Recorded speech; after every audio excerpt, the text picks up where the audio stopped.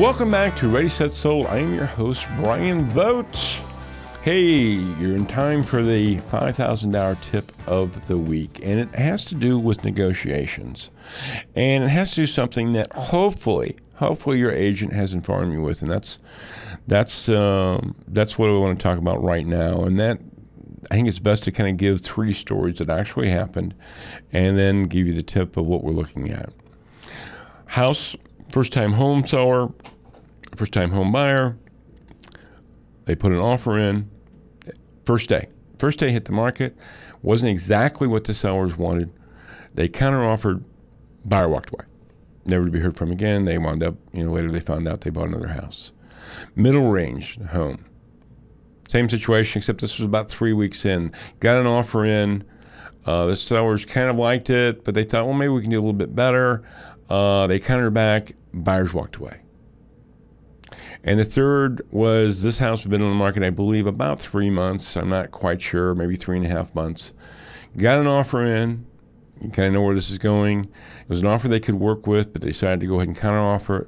Buyer walked away. So what does all things have in common?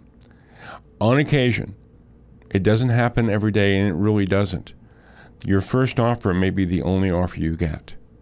Again, what all these three things have in common, the sellers were shocked. They couldn't believe it. And when they asked their agents, well, what happened?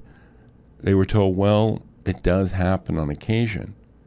All three of them to a person basically said, if I would have known that, it wasn't worth making the counteroffer. The price was good. It was top dollar. I just wanted to see if I could do a little bit better. So it doesn't matter if your house is on the market the first day, or 3 weeks, or 3 months.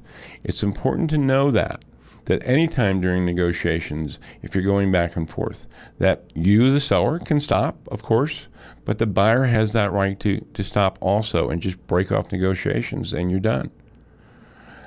Doesn't happen that often, especially with hot markets, but it does happen. These three examples I gave was in this year, was in the markets going well.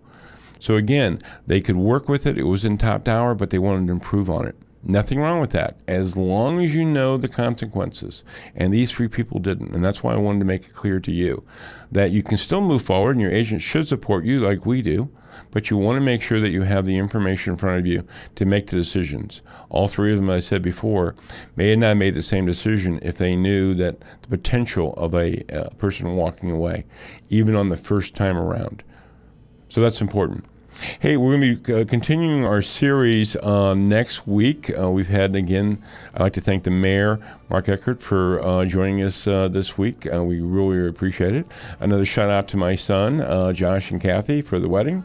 Again, I know it went fantastic.